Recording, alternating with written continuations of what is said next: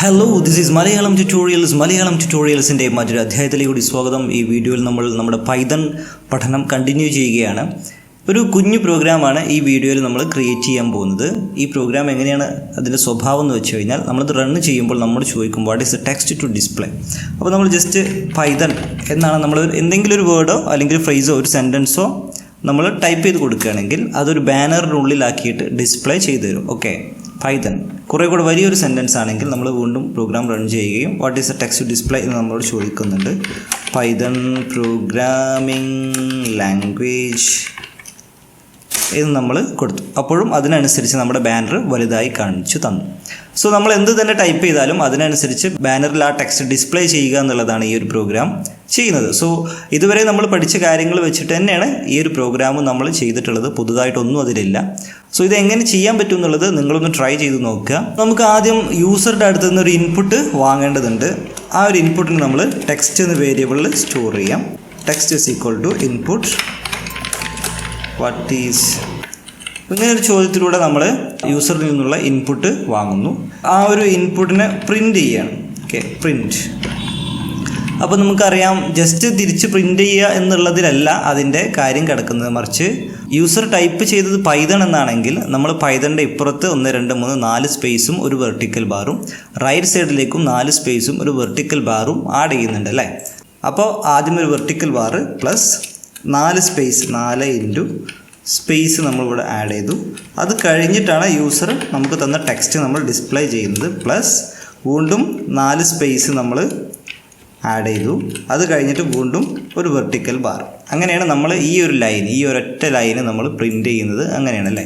നമുക്കൊന്ന് ടെസ്റ്റ് ചെയ്ത് നോക്കാം. ഞാൻ നമ്മുടെ പ്രോഗ്രാം റൺ ചെയ്തു. ഇവിടെ ഞാൻ വിസാർഡ് എന്നടിക്കുകയാണ്. വിസാർഡ്. അപ്പോൾ നിങ്ങൾക്ക് കാണാൻ പറ്റും വിസാർഡിൻ്റെ തുടക്കത്തിലും ഒടുക്കത്തിലും ഓരോ വെർട്ടിക്കൽ ബാറും സ്പേസും ഒക്കെ വന്നതായിട്ട്. ഇനി അതിന് തൊട്ട് മുകളിലുള്ള ഒരു ഏരിയ കൂടെ ഉണ്ട് അല്ലേ. അപ്പോൾ അതും കൂടെ നമുക്ക് പ്രിൻ്റ് ചെയ്യാം. അപ്പോൾ അതിന് മുകളിലൊരു പ്രിൻ്റ് സ്റ്റേറ്റ്മെൻറ്റ് കൊടുക്കുക. എന്നിട്ട് അതും നമ്മൾ വെർട്ടിക്കൽ ബാറിൽ തന്നെയാണ് സ്റ്റാർട്ട് ചെയ്യുന്നത്. പ്ലസ് നമുക്ക് എത്ര സ്പേസ് അവിടെ വേണ്ടി വരും? 1 2 3 4 5 6 സ്പേസ് ഇവിടെ ഉണ്ട്. പിന്നെ 4 10 ഇങ്ങോട്ട് 14 അല്ലേ. അപ്പോൾ 14 സ്പേസ് 14 ഇൻറ്റു സ്പേസ് പ്ലസ് വീണ്ടും നമ്മൾ വെർട്ടിക്കൽ ബാറിൽ തന്നെ അത് അവസാനിപ്പിക്കുന്നു അല്ലേ. അപ്പോൾ അതേ സംഗതി തന്നെ നമുക്ക് താഴെയും കൊടുക്കേണ്ടതുണ്ട്. ഇനി നമ്മൾ വീണ്ടും റൺ ചെയ്ത് നോക്കാം. ഞാൻ വീണ്ടും വിസാർഡ് എന്നടിക്കുകയാണ്. അപ്പോൾ നമുക്ക് 3 ലൈനുകൾ കറക്റ്റായി. ഇനി അതിന് മുകളിലുള്ള ലൈൻ എന്താണ്? ഈ പ്ലസ് ഇട്ടുകൊണ്ട് തുടങ്ങി പ്ലസ് ഇട്ട് അവസാനിച്ച് അതിനിടയിൽ നിറയെ ഹൈഫൻ ആഡ് ചെയ്തുകൊണ്ടാണ്.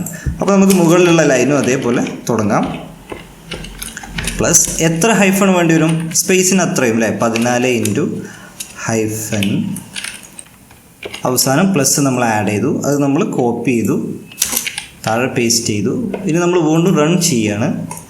വീണ്ടും നമ്മൾ വിസാർഡ് എന്ന് ടൈപ്പ് ചെയ്യുമ്പോൾ നിങ്ങൾക്ക് കാണാം വിസാർഡ് എന്നുള്ളത് വളരെ കൃത്യമായിട്ട് ബാനറിൽ വന്നിട്ടുണ്ട് അല്ലേ.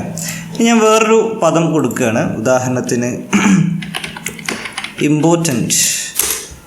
ഓക്കെ, ഇമ്പോർട്ടൻ്റ് എന്ന് കൊടുത്തപ്പോൾ നമ്മുടെ ബാനർ ആകെ പൊളിഞ്ഞു പോയി അല്ലേ. അതെന്താ കാരണം? നമ്മൾ കൊടുത്ത വേർഡിൻ്റെ ലെങ്ത്ത് ചേഞ്ച് ചെയ്തു. അതോടുകൂടെ നമ്മുടെ ബാനർ പൊളിഞ്ഞു പോയി.